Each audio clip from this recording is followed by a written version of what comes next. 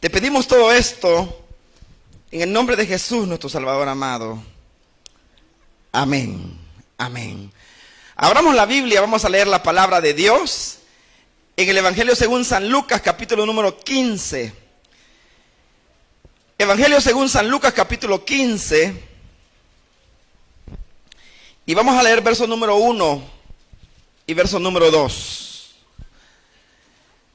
San Lucas, capítulo 15, verso número 1 y número 2, que nos dice de la siguiente manera.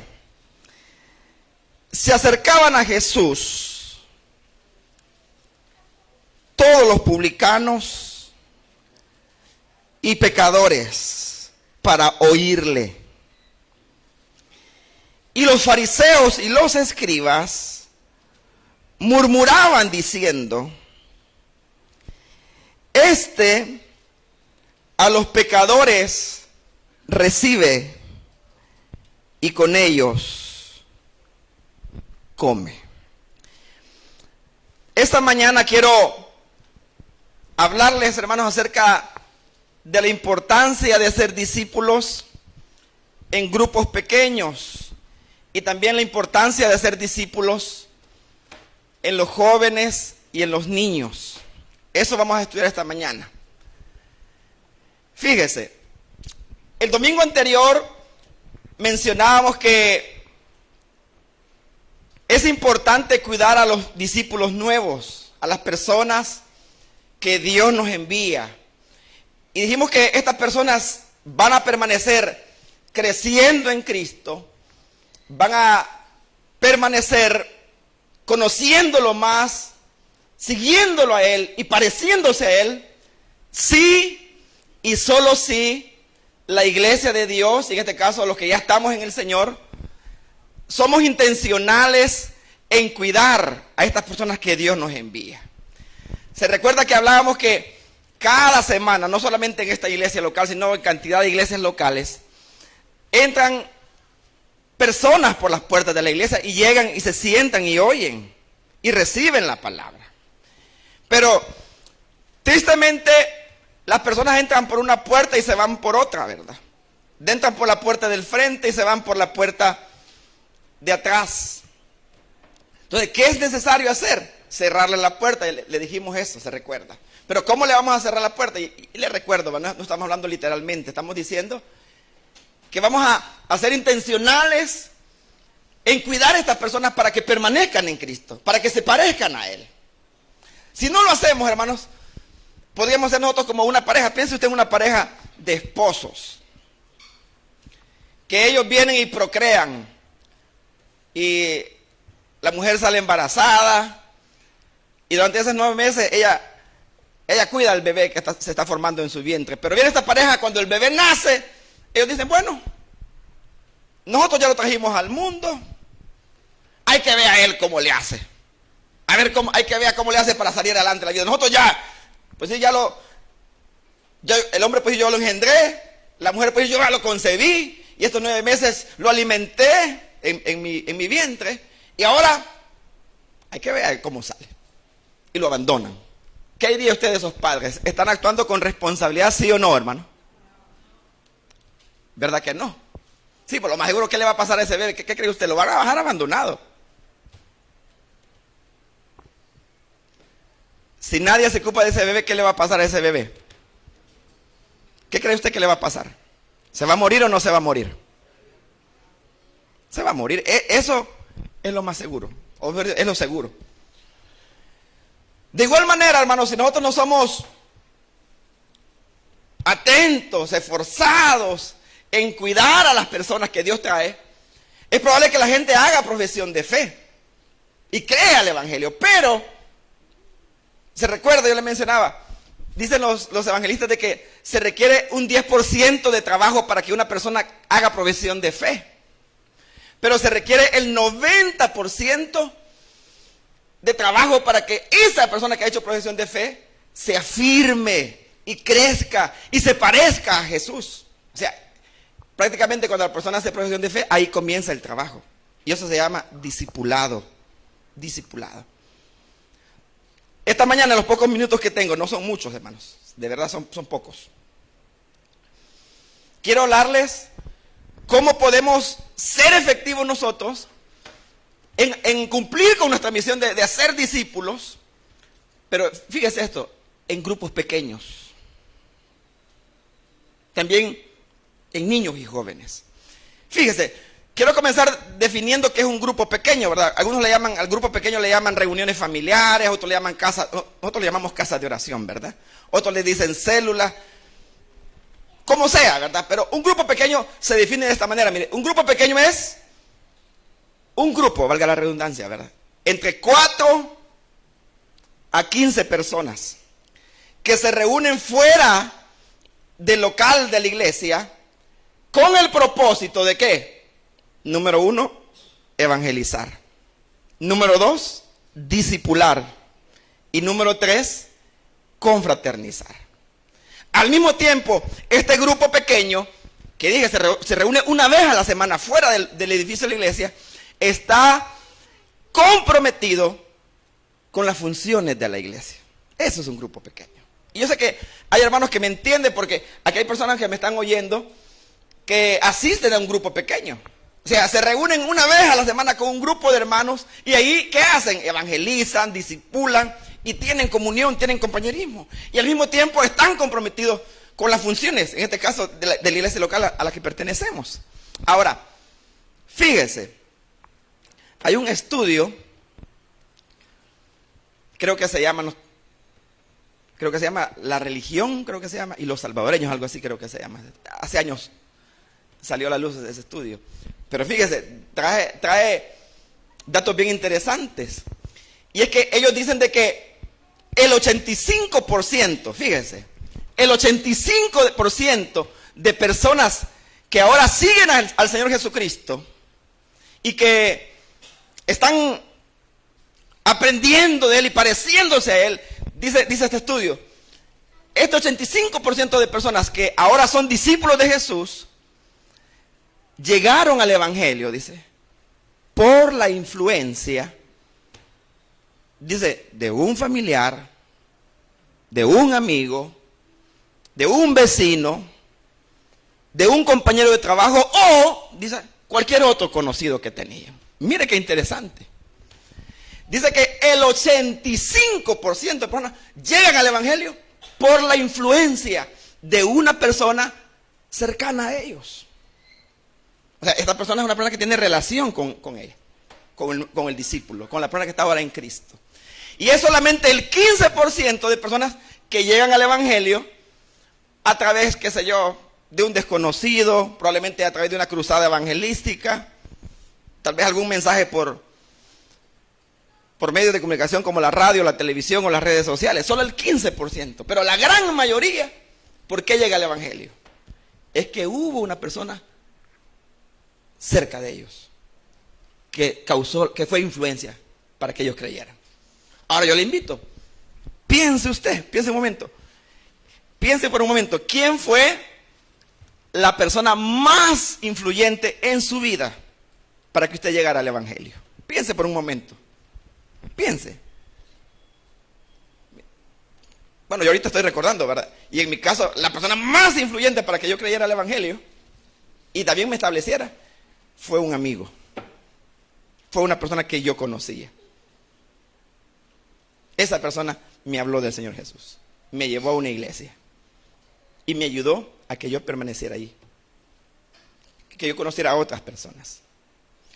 ¿Por qué menciono esto? Menciono esto porque un grupo pequeño nos permite, hermanos, crear relaciones con personas. Nos permite crear amistades. Hay un grupo pequeño, usted de repente tal vez no conoce a la persona, pero fíjese, ahí uno comienza a hacer amistades. Yo he visto casos de personas que van a un grupo pequeño y fíjese, tal vez aquí en la congregación no hablan, pasan todo el servicio, tal vez allí apartados, hablan con muy pocas personas y si hablan solamente quizás se le limita a un saludo. Pero en un grupo pequeño, ¿sabe qué sucede? Sucede algo. Esa persona que es tímida, que es introvertida, de repente ahí está hablando. Ahí habla. De repente ahí está compartiendo una petición de oración. Esa persona introvertida que, le repito, muy poco habla, casi nada. Pero ahí está quizás haciendo una pregunta. Mire, la persona responsable de dar el estudio bíblico enseña una verdad. Y de repente hay un momento, como hay confianza, como es pequeño el grupito, ¿verdad? No pasa de las 15 personas.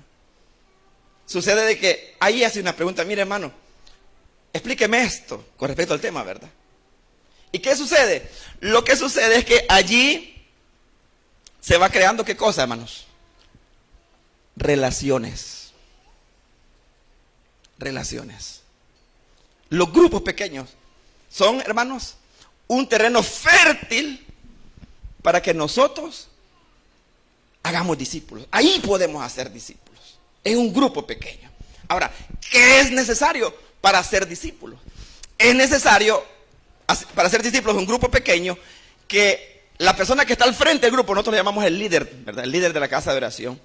Que esa persona y las personas que se reúnen con él aprendan a hacer relaciones con los que están lejos de Dios. Y aquí, hermanos, ocurre algo que es bien tremendo, mire. Y es que sucede que cuando nosotros venimos a Cristo, cuando nosotros venimos al Evangelio, antes de venir al Evangelio, todos nuestros amigos, o la mayoría de ellos, eran personas que estaban lejos de Dios. Piense, ¿quiénes eran sus amigos antes de que usted creyera?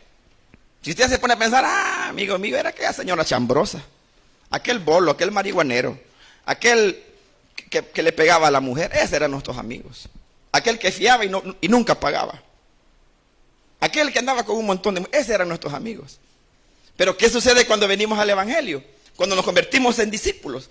Sucede algo. Lo que sucede es que poco a poco uno va como cortando esas amistades y ahora está haciendo otro círculo de amistad. Mire, y con el paso del tiempo, esta persona que antes solo era amigo de todos los malandros, ¿verdad? Ahora solamente tiene amigos cristianos. Solo amigos cristianos. Pero fíjese, ¿qué sucede cuando un discípulo no tiene relaciones con personas que están lejos de Dios? ¿Qué sucede? Mire, ese discípulo se vuelve improductivo, infructífero para atraer a otros discípulos. ¿Por qué? Si va a partir un pastelito, ¿sabe qué hace? Tal vez alguien en la casa de él está cumpliendo años. ¿Sabe quién invita? ¿A quién cree usted que invita a ese pastelito? Se van a comer unos pancitos con frijoles ahí. ¿Sabe quién invita? A los hermanos. Solo los hermanos invita.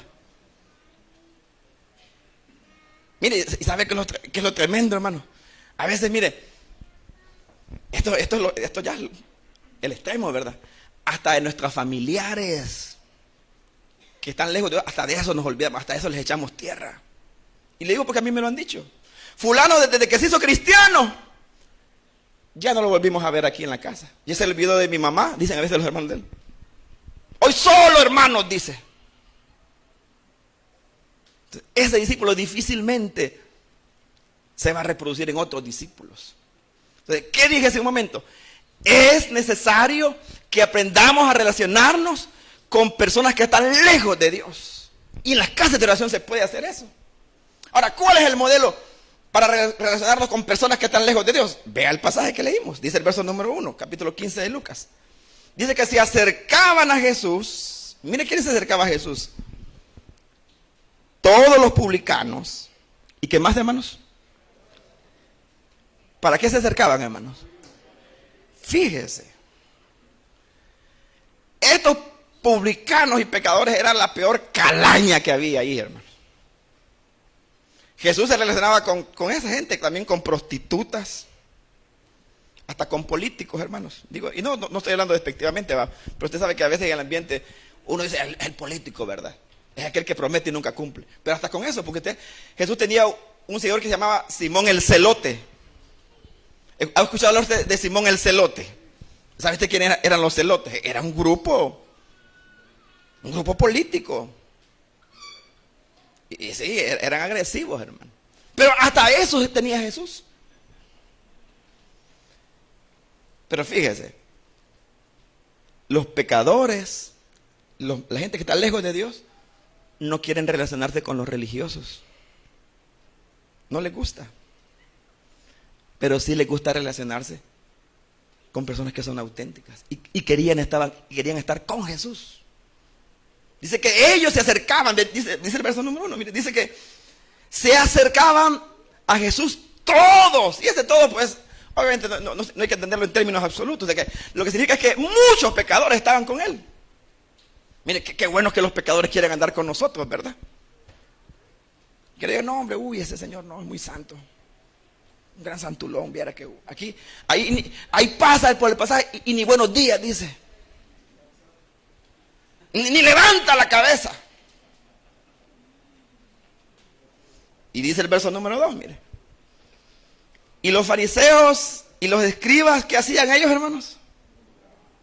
Diciendo, a los pecadores recibe y con ellos come. Y hay que entender, ¿por qué Lucas menciona eso? Dice, a los pecadores recibe y con ellos come. Pero hay que entender qué significa sentarse a comer con ellos. Para nosotros, pues, probablemente no sea muy relevante porque usted puede sentarse a comer hasta con gente desconocida.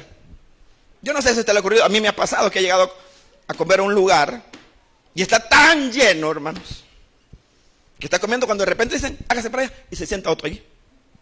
A mí me ha pasado, hermanos, de verdad. Si uno comiendo y de repente, no, ahí meten 2 que 3 en la misma mesa. Y obviamente uno está comiendo y ni cruza una palabra con ellos. Pero en esta época y en esta cultura, la gente desconocida no se sentaban a la mesa. Mire, la única forma que alguien se sentaba a comer con otra persona era si tenía comunión, si tenía compañerismo. Solamente de esa manera. Y eso está bien enseñado en la Biblia. Por los judíos y también hasta por los que no eran judíos, los egipcios, hermanos. Cuando usted lee la historia de José, dice que los hermanos de José llegan a Egipto, dice que los egipcios no comían con los hebreos. Porque para ellos era abominable. O sea, el no sentarse a comer significaba que entre ellos no había comunión. Ahora, ¿qué sucede cuando dice la Biblia? Y el Evangelio de Lucas dice que los religiosos murmuraban y decían, ¡y qué barbaridad ese hombre! Recibe a los pecadores, con ellos come. O sea, lo estaban poniendo en el mismo costal. Ahora, la pregunta es, Jesús estaba con pecadores, con publicanos, con prostitutas y todo eso, pero Jesús seguía siendo santo, ¿o no era santo Jesús, hermanos? ¿Verdad que era santo, hermanos? Es que mire, uno no pierde la santidad por estar al lado de un pecador, hermanos.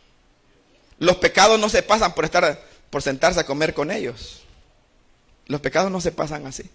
Entonces Jesús se relacionaba. Ahora, ¿qué diríamos nosotros ahora, hermanos? Piensen un momento. De un hermano entre nosotros que cuando va a celebrar su cumpleaños invita a los homosexuales, a aquellos hombres que están vestidos de mujer parados, y dice, los va a recoger de su carro y los lleva a su casa. Vamos a comernos una pupusa, que sea mitad cada uno. ¿Qué diría usted?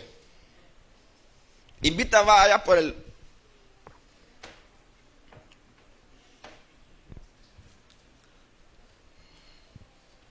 allá por el pirulín. ¿Usted escuchó hablar del pirulín, hermano?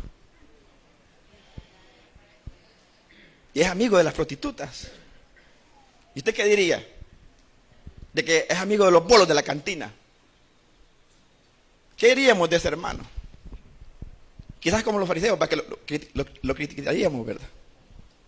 Diríamos, va a creer usted. Dice que es amigo de esas prostitutas, sí. Amigos le dicen ahora. Amigas le dicen. Murmuraríamos quizás. Lo criticaríamos a él quizás. Pero vea, para ser discípulos tenemos que aprender a qué cosa, hermano. A relacionarnos con ellos. Y en la casa de oración se puede hacer eso, hermanos.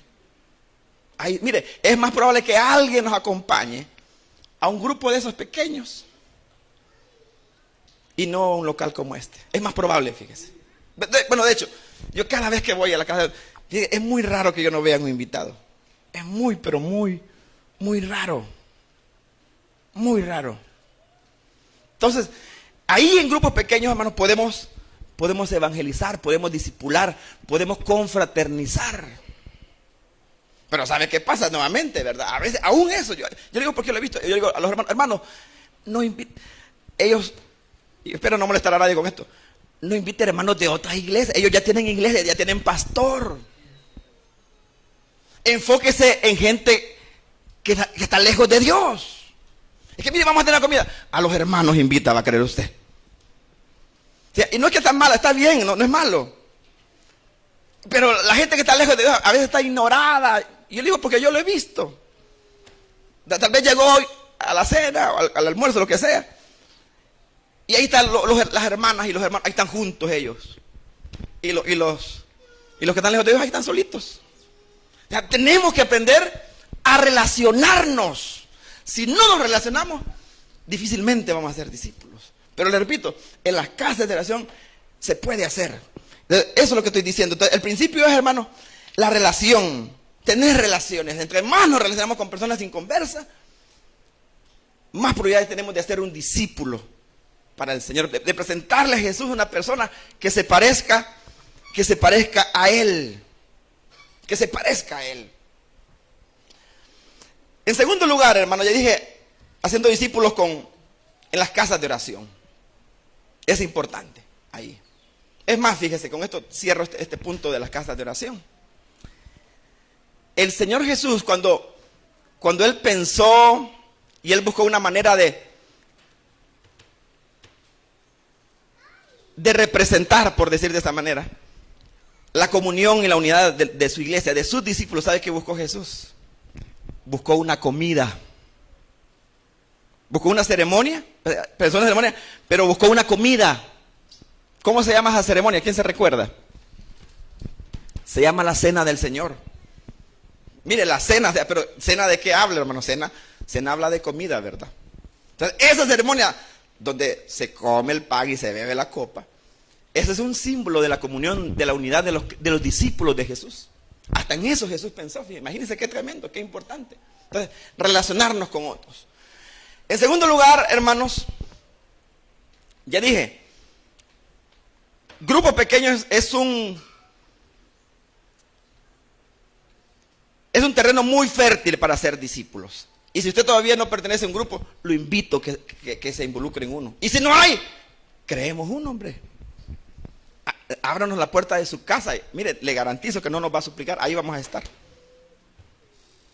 Y vamos a crear un grupo pequeño y vamos a comenzar a evangelizar, a discipular y a confraternizar, a tener comunión los unos con los otros. Ahora, una segunda área donde podemos hacer discípulos es en los niños y también en los jóvenes. Preste atención a esto. El mismo estudio al que yo hice referencia hace un momento dio a luz el siguiente resultado que le voy a mencionar. Y es que dice que la mayoría de personas que ahora siguen a Jesús y están aprendiendo de Él, comenzaron su caminar con Jesús, dice este estudio, mire, antes de los 18 años. Mire qué tremendo esto. La mayoría de personas que ahora están siguiendo a Jesús, dice, comenzaron a relacionarse con el Evangelio, dice, antes de los 18 años. ¿Qué le dice a usted eso, hermanos? ¿Qué le dice? Mire, o mejor dicho, ¿qué nos dice, verdad? Y es que también un terreno bien fructífero para ser discípulos son los niños y los jóvenes. Pero fíjese, hermano, paradójicamente son los segmentos más descuidados por la iglesia. Mire qué cosa. Es cierto, hay personas que de 30, 40, 50 y más años que creen, es verdad, y se ponen firmes, sí es cierto, pero no son la mayoría son jóvenes y niños también. Piensen en un niño casi siempre quiere ir a la iglesia. Sí, a los niños, miren, no hay que suplicarlos. No hay que rogarlos para que vayan, ¿verdad? Aunque sea por interés, pero ellos van, porque una cosa que me dijeron los niños, ¿y ahora qué van a dar? No sé si a usted le han dicho así. A mí me han dicho, ¿y ahora qué van a dar? Yo le cállate, hoy te vamos a dar un mega regalo, le digo. ¿Y qué pues? La palabra de Dios. No, me dice. Yo decía, va a haber una tola, charamusca, me decía. Espérate, ya vamos a verle, aunque sea café, le digo. Pero el punto es que los niños siempre quieren ir, los jóvenes quieren ir. Ofrézcale una charamusca a un adulto para que vaya al culto. Ni aunque le ofrezca comida, no va. Ni aunque le ofrezca que le va a pagar, no va. Al niño, aunque no le ofrezca nada, fíjese, el niño va. El joven va. Entonces, los niños y jóvenes son un gran, hermanos, una gran oportunidad de ser discípulos. Pero ya le dije, la iglesia a veces no, ¿verdad? La iglesia a veces no. Vea un pasaje conmigo en 2 de Timoteo capítulo 3, por favor. 2 de Timoteo capítulo 3. Vea lo que dice 2 de Timoteo capítulo número 3. Hablando de este pastor Timoteo, dice el verso número 15, mire cómo dice. Dice, y que desde la niñez, ¿qué dice ahí, hermano? ¿Ha sabido qué cosa, hermano? Las sagradas escrituras. ¿Y estas escrituras que dice que puedes hacer, hermano? Las cuales te pueden hacer sabio para la salvación por la fe que es en Cristo Jesús. Timoteo, hermanos. ¿Cuándo fue alcanzado Timoteo? ¿Desde cuándo dice? ¿Desde cuándo conocía las escrituras él, hermanos? Cuando estaba viejito, ahí la supo. Desde niño. Desde niño. Y uno menosprecia al niño otra vez, lo menosprecia. Quiera Dios para que no sea por lo que ellos tienen, ¿va? Porque si uno piensa en un niño, ¿verdad? Vaya niño, vamos a recoger la ofrenda. Vaya Juancito, vos pasás con el ahí. Vamos a contar la ofrenda que aparece a veces ahí. Centavitos negritos, todos mohosos, ¿verdad? Tuercas, corcholatas, cosas así parece que Pero fíjese, el niño no vale por lo que tiene. El niño y el joven vale por lo que ellos son. Por lo que ellos son. Y piense nuevamente, volvamos al modelo de Jesús. ¿Cómo miraba Jesús a los niños, hermano? ¿Cómo los miraba? Fíjese que por lo que leemos en los evangelios, uno puede darse cuenta de que los niños querían estar con Jesús. O sea, Jesús era atractivo hasta los niños. Pero fíjese cómo eran los discípulos. Dice que llegaban los niños, se los presentaban para que Jesús orara por ellos, para que Jesús los bendijera. Y dice que los discípulos lo quitaban. A ver, quítese de aquí. Niño, echar pulgas a otro lado. Así como nosotros, ¿verdad? Vemos al niño como, es que el niño, vaya, para que no esté interrumpiendo. Ya. Y mire, buscamos a la niña un poquito más grandecita para que ella le dé clase. Digo, es porque yo lo he visto, hermanos. Vaya vos, Chana. Vaya, llévate a los niños para allá y le vas a dar clase. ¿Y qué hago? Cualquier cosa. Y la Chana va, ¿y qué le cuenta? No le cuenta historia bíblica. El del cipitío le habla, imagínense. Y digo esto porque yo he escuchado eso.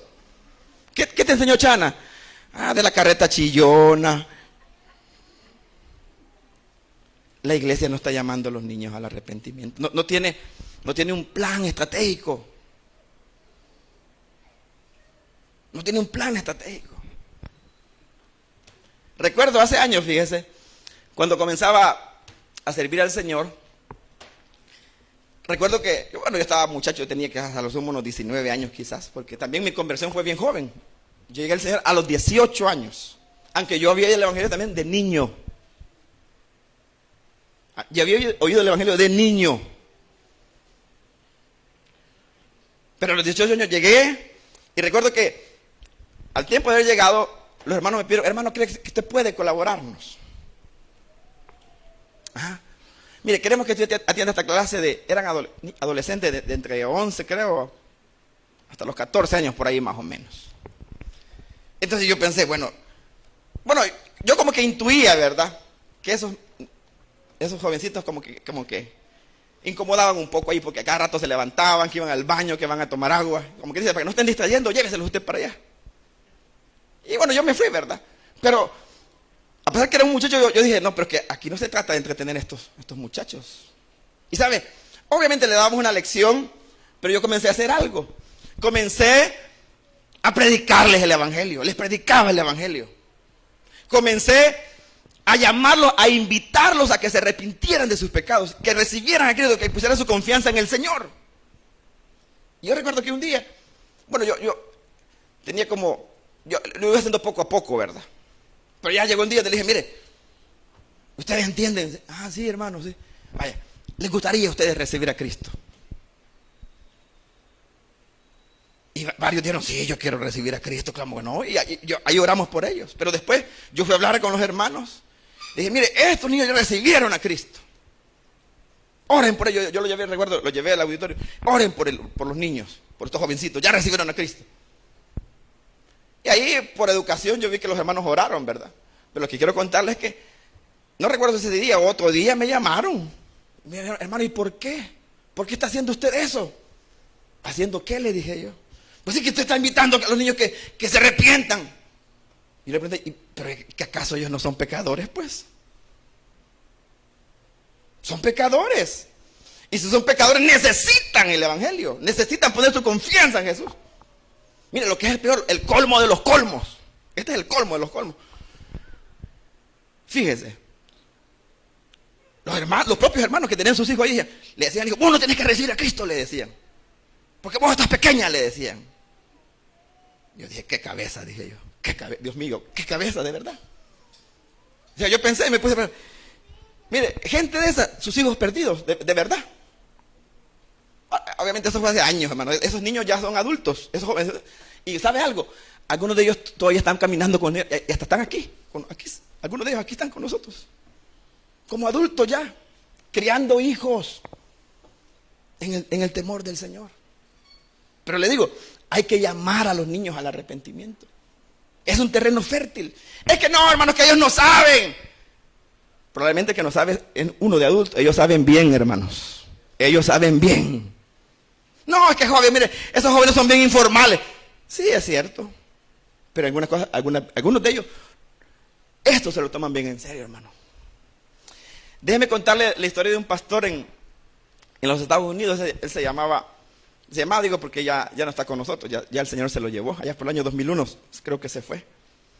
Él se llamaba Jack Harrell, algo así, creo que es el nombre de él. No sé si lo estoy pronunciando bien. Este hermano tuvo un ministerio casi de 50 años, o sea, medio siglo, hermanos, en una iglesia en Hammond, en el estado de Indiana, en los Estados Unidos. Y sabe, este hermano, bueno, esa iglesia tenía años, hermanos, tenía un auditorio bien bonito, lujoso. Y sabe que comenzaron a hacer estos hermanos, comenzaron a ir a comunidades pobres y comenzaron a traer niños a la iglesia porque los adultos no querían venir. Estoy hablando allá en la década de los años 60 quizás, hermano. Y se fueron a buscar, y estos niños vinieron a la iglesia, pero como eran niños, eran bien inquietos. Y de repente estaban traveseando ahí, ¿verdad? Manchaban la pared, que rompían allá. Y eso fue causando incomodidad a los hermanos. Al punto que los ancianos, vieron hermanos, también los ancianos, que el hermano, él testifica. Yo digo esto porque yo leí el testimonio de él. Y él dice que los hermanos de la iglesia, los pudientes, y cuando digo los pudientes, me refiero a los hermanos que daban, ya sabe usted, ¿qué va? Daban los dolores. Y prácticamente ellos son los que mantenían el local, ¿verdad? Con sus aportes. Pero mire, hermano, nosotros lo queremos mucho a usted, pero esos niños que usted está trayendo aquí, mucho molestan. Así que, o los deja de traer, o nos vamos. Mire cómo le dijeron, le pusieron un ultimátum. O usted deja a esos niños allá, y si no se van esos niños, nosotros nos vamos a ir, hermano, y vamos a dejar de dar aportes aquí. Escoja usted, le dijeron. Mire, eso cualquiera intimida, hermanos. Y ese hermano se sintió, él lo confiesa, yo me sentí intimidado, dice él. Pero dice que orando, él buscó al Señor, Señor, ¿qué hago, verdad? Porque estos hermanos no estaban bromeando, y no estaban bromeando, era de verdad. Y él dice que sintió del Señor, que el Señor le dijo, dame esos niños, dame esos niños. ¿Y sabe qué hizo? Fui a hablar con los hermanos y dijo, mire, hermano, Dios me está guiando que estos niños no los deje. Ah, bueno, ya está bien nuestra respuesta entonces. Si esos niños siguen viniendo, nosotros vamos. No quiero que se vayan, hermanos. De verdad no quiero que se vayan. pero los niños no se van a ir. Los vamos a ir buscando para que vengan a la iglesia. ¿Sabe qué pasó? Los hermanos no bromearon, se fueron. Se fueron y lo dejaron. Con deuda, lo más seguro, ¿verdad? Pero allá por el año 70, creo, casi en los años 80, esta iglesia es una iglesia bautista, se llama la primera iglesia bautista de Hammond, Indiana. Eso usted lo puede buscar ahí en internet, hermano.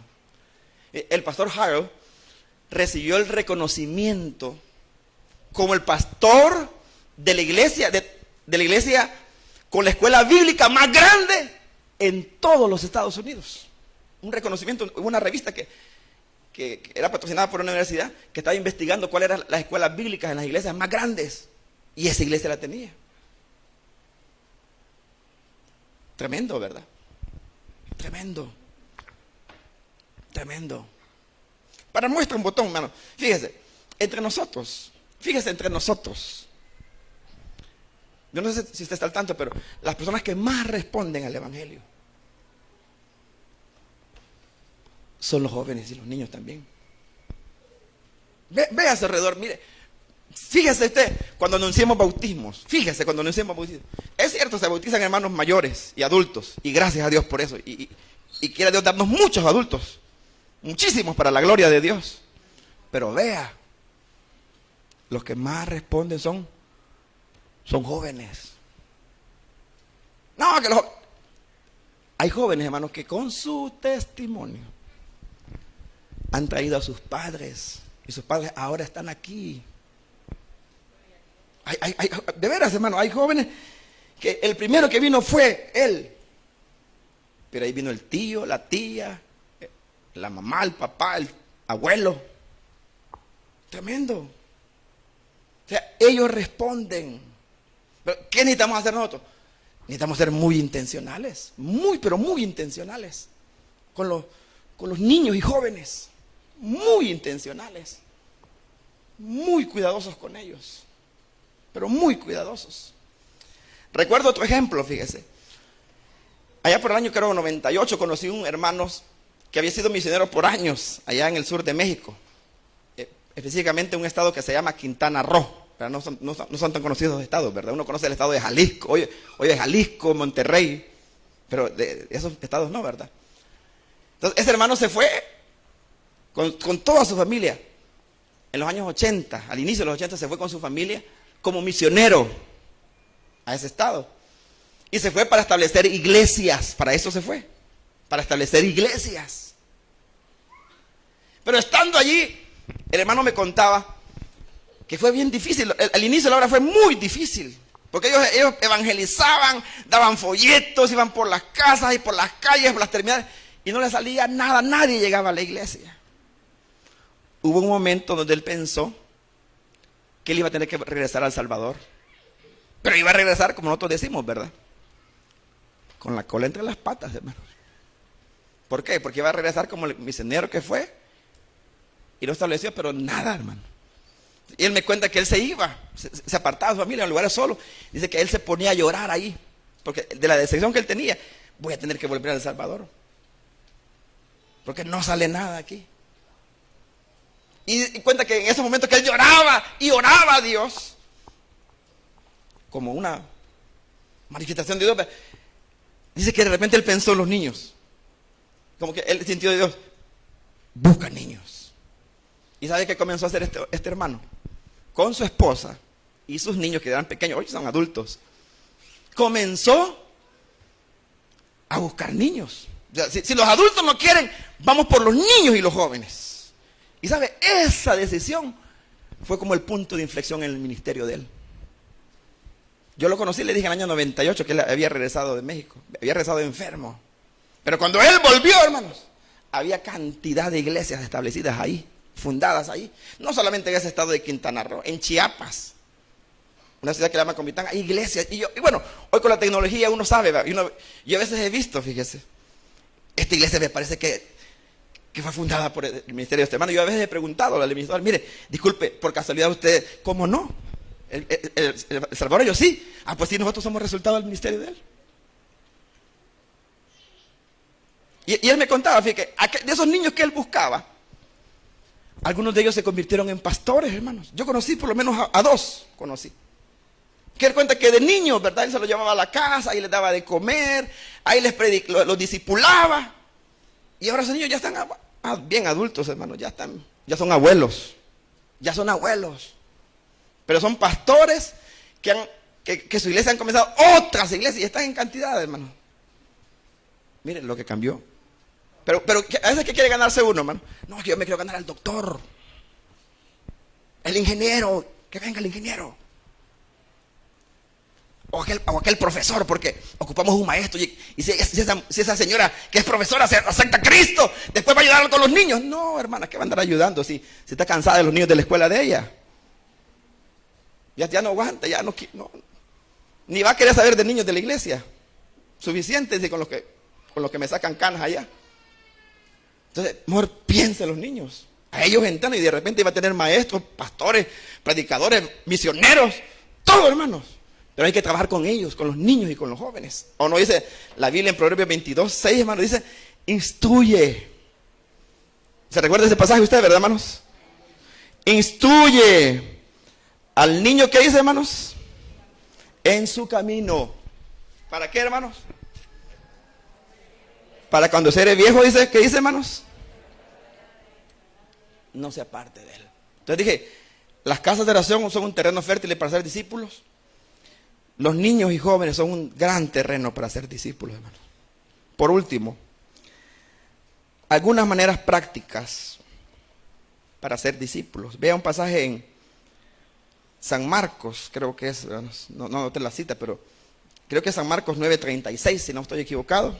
No lo noté, pero ahorita en mi mente la tengo. Pero dice, sí, mire, si no es esa cita, pues yo lo voy a leer así como está. Dice, y tomó un niño, hablando de Jesús, ¿verdad?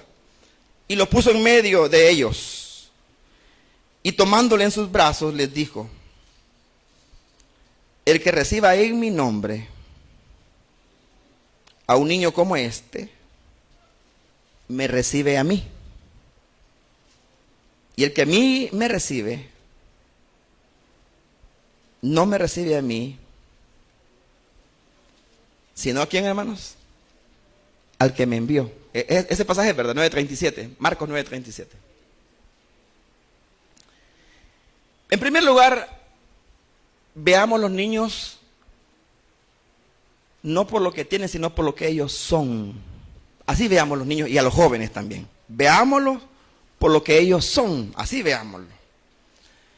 Hace años yo recuerdo que yo conocí a unos hermanos de lo que la manera que ellos hacen para alcanzar a otras personas, que ellos van de puerta en puerta, van tocando puertas, y cuando tocan puertas ellos hablan con las personas ahí, les presentan el evangelio, y después de presentarle el evangelio le invitan, ¿quién quiere recibir a Cristo?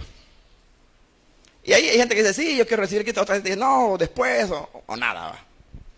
Pero yo estuve en una reunión de eso, cuando ellos estaban entregando reportes que salían una tarde entera, a veces todo el día. Y cuando venía, decía, hermano, cuéntenos, ¿cuántas almas ganó usted? Y aparecía uno y decía, yo gané 5, hermano. Pues apúntele 5 almas al hermano. ¿Y usted, hermano? Yo 2, hermano. 2. Y ahí van haciendo la cuenta. Pero de repente apareció uno que dice, ¿y usted, hermano? Yo 1 y la mitad, le dice. ¿Cómo es eso que 1 y la mitad, le dice? Sí, es que aceptó Cristo un adulto, que es 1, y la mitad, que es el niño. También aceptó un niño, dijo. Mire cómo ven, mire el concepto de niño, ¿verdad? Pero viene alguien y le cayó el 20, que también había salido a buscar profesiones de fe, ¿verdad? Y usted le dice, ¿cuánto? Yo hice 2 y la mitad, le dice. 2 y la mitad, le dice.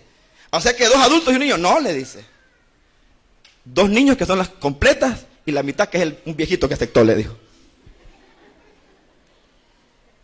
Le cambió, ¿verdad?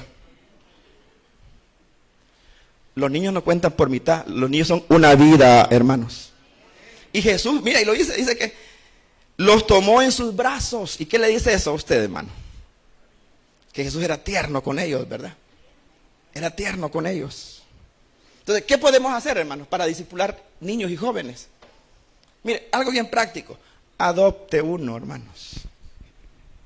Y cuando adopte uno no estoy diciendo, llévese un niño para su casa. No, con que no puede con los que tiene, ¿verdad? Pero haga algo. Mire, apréndase el nombre de un niño.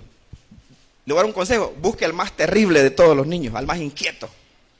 Al que no hace caso, a ese búsquelo. Y dile, ¿cómo te llamas? Ya no le diga, porque nosotros como decimos, ¡hey niño! ¡Hey bichito! ¡Cipote! No le diga así, hermano. Ese niño tiene nombre. Y a los niños les gusta oír su nombre. Y si no, pregúntele. Nosotros que estamos viejos nos encanta que nos digan el nombre. A usted no le gusta que cuando llegue una parte, ¿qué tal, cómo está? Y le mencionan su nombre. A los niños igual, al niño hay que decirle Juancito. Adóptelo, hermanos. Acérquese a Juancito. ¿Qué tal, Juancito? ¿Cómo estás? ¿Cómo te va en la escuela, Juancito? ¿Cómo están tus papás? Pregúnteles. Hágase amigo con ellos.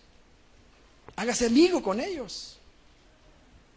¿Verdad? Ore por Juancito. Cuando pueda, mire, cómprale churros. Hoy están baratos los churros, hermano. Por una cora le dan 2. Y dele los 2 a él. Mire, para usted no significa mucho, pero para Juancito, hermano, ese churrito no lo va a olvidar. No lo va a olvidar. Hable con él. Mire, adopte un joven, hermano. Porque a veces uno dice, que es joven. Y no se acuerda usted cuando era joven también, pues, hermano. ¿Cómo era? Usted era peor. Adopte al joven. Acérquese con él. Mire, es un milagro porque muchos jóvenes que Dios nos ha regalado, los padres no vienen a la iglesia. Y como los padres en la iglesia no tienen mamás que se unan con otras mujeres para orar por ellos. Pero mire, qué soberanía de Dios y qué misericordia de Dios, que Dios los alcanza. Los está alcanzando Dios, aunque nadie está orando por ellos. Entonces, adóptelo usted. Invítelo a su casa. Ya vamos, te invito. Y cuando menos acuerda, usted va a estar haciendo discípulos ahí, hermano. En los niños y los jóvenes. Acuérdese de su cumpleaños. Pregúntele, mira, vos cuando cumplís años. Va que el día de los brujos, bromeando va. Tal vez usted le va a decir él, porque son bien listos. Mire, muéstrese compasivo con él, adóptelo, ¿verdad? Si es inquieto, ya le dije, muéstrese paciente, no lo critique, ¿verdad? Gracias a Dios, fíjese, hermano, que en nuestro país hay instituciones que están ayudando a las iglesias porque ya entendieron esto, que niños y jóvenes, ya entendieron el terreno fértil que hay en niños y jóvenes. Hay ministerios, instituciones que ayudan a las iglesias a cuidar a los niños. ¿Usted ha escuchado hablar de los famosos CDI? ¿No? ¿Ha escuchado hablar usted de eso, hermano? Lamentablemente la iglesia no ha entendido todavía. Pero ellos sí. Ellos andan buscando iglesias que tengan infraestructura. ¿Sabe para qué? Para que ir no solamente el domingo, lo lleven por lo menos 3 o 4 veces a la semana. Y ahí, ¿qué dicen estas instituciones? Mira, ellos invierten cantidad de recursos económicos, hermanos. Recurso humano. Para que el niño se le cuide. Buscan a alguien que los patrocine. Para que el niño vaya a bachillerato, vaya a la universidad. ¿Y cuántos jóvenes, hermanos? Son modelos, hermanos, tremendos. Son modelos efectivos para la prevención de la violencia. Porque uno se queja de la violencia de los jóvenes, ¿verdad? Y yo digo, ¿no sería mejor que hoy esos jóvenes que andan delinquiendo los hubiéramos llamado al arrepentimiento de niños? Gracias a Dios por instituciones como se llama Compasión Internacional, así se llama. Y el lema de ellos dice, redimiendo a los niños de la pobreza, dice, en el nombre de Jesús, así le llaman ellos. Ellos recaudan fondos en todo el mundo. Y hasta recaudan fondos en países islámicos, fíjese. Y como el lema de ellos es redimiendo niños de la pobreza en el nombre de Jesús. Le han dicho, mire, usted quítele esa frase en el nombre de Jesús y va a conseguir más fondos aquí, en esos países islámicos. Y ellos dicen, no vamos a cambiar eso. Es que nosotros estamos redimiendo a los niños en el nombre de Jesús. Y si por eso no nos quieren dar, que no nos den, dice ahí. Pero vamos a seguir redimiendo a los niños en el nombre de Jesús. Gloria a Dios por eso, hermanos. Gloria a Dios por eso. Gloria a Dios por eso. Termino. Hoy sí termino, hermanos, ya. Hace años también escuché el testimonio de otro pastor en Santana, por cierto. Él cuenta de que en una oportunidad un adolescente pidió hablar con él. Y la gente a veces piensa que el pastor está solamente para estarse meciendo en la hamaca, ¿verdad? Es lo que la gente piensa, ¿va? Pero el pastor, que tiene vocación, hermanos, es una persona muy, pero muy ocupada. Yo se lo puedo asegurar que así es. Entonces vino este hermano, es muy ocupado, pero sacó tiempo en medio de todo su ocupación y atendió al niño, fíjese.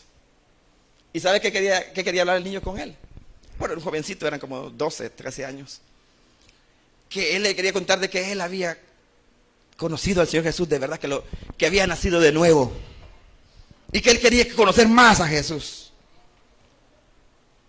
Y este hermano, mire, este pastor, en medio de tantas ocupaciones, comenzó a cuidar a este jovencito. Lo cuidaba, oraba por él, lo buscaba a sus papás. Para no cansarle, hermanos, ya el joven, después se convirtió en un joven, tiene grandes luchas, ¿verdad? Se enamoraba, los estudios, ¿verdad? Pero cuando era un muchacho así, como 17 años, él le dijo, mire, pastor, yo he recibido un llamado de Dios al ministerio, le dijo, para ser un ministro del Señor. Ay, ¿qué vas a estudiar en la universidad?, le dijo el pastor. Leyes, le dijo, ciencias jurídicas, la Constitución y todas las leyes. Ah, pero mira, si vas a ser coherente con tu llamado, ¿por qué mejor no estudias teología? Hay universidades que ofrecen licenciaturas. Ah, de veras, ¿verdad? Para no cansarlos, hermanos, ese niño se convirtió en un pastor. Y se convirtió en el pastor que vino a sustituir a este hombre ya ahora, ya anciano ya. Porque ya está sin pelo, está el hermano, ya no tiene cabello aquí. Y ahora es el pastor de la iglesia que este hermano pastoreó, creo que como por 40 años. ¿Qué fue? Él dijo, cuidar a ese niño. Y él dice, hermano, el tiempo pasa rápido. Y es verdad. Mire, los niños de 12 años, mire, 12 años pasan rápido. Y en 12 años van a tener 24. En 13 van a tener 25, probablemente ya estén casados, hermano. Y si los discipulamos, los cuidamos, ya digo, ahí vamos a tener pastores, misioneros, evangelistas y siervos de Dios, hermanos. Entonces, hermanos, hacer discípulos en las casas, hacer discípulos en los niños, en los jóvenes. Veámoslo como un regalo del Señor. Amén, hermanos. Vamos a orar, vamos a cerrar nuestros ojos esta mañana, hermanos.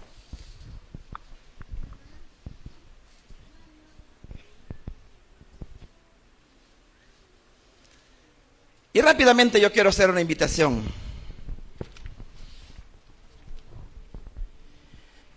Quiero hacer un llamado al arrepentimiento. Y que ese llamado tiene que comenzar con nosotros, con los que estamos en Cristo, hermanos. No hemos aprovechado, si somos honestos, no hemos aprovechado la gran oportunidad de ser discípulos en grupos pequeños, en las casas. Hemos visto con desprecio una reunión ahí. Tal vez cerca de nuestra casa ha habido una y nosotros no la hemos estimado. Y ahí puede haber sido un buen lugar para invitar a un familiar, a un amigo. Tenemos que arrepentirnos de que nos hemos olvidado de las personas que están lejos de Dios. Y nuestros amigos solamente son los hermanos. Y no pasamos de los hermanos. Pero no hemos pensado en el perdido. Por eso el llamado al arrepentimiento tiene que comenzar por nosotros, los que somos discípulos del Señor. Pidámosle a Dios que nos ayude a hacer relaciones, a crear relaciones. Las casas es un buen lugar para hacerlo. Pidámosle a Dios que nos dé un arrepentimiento por no valorar a los niños, por no apreciarlos a ellos, por no valorar al joven.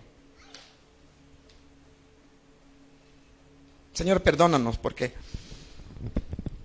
no hemos actuado como debemos actuar. Hemos sido quizás negligentes. Pero te pedimos que por favor nos ayudes. Ayúdanos, por favor, te necesitamos. Te necesitamos, ayúdanos a ser intencionales. La gran comisión no es una opción, no es una sugerencia. Es la misión de nuestra vida. Es la misión de nuestra vida. Queremos cumplir con esa misión. Por favor, ayúdanos. Te lo pedimos en el nombre de Jesús. Amén. Amén.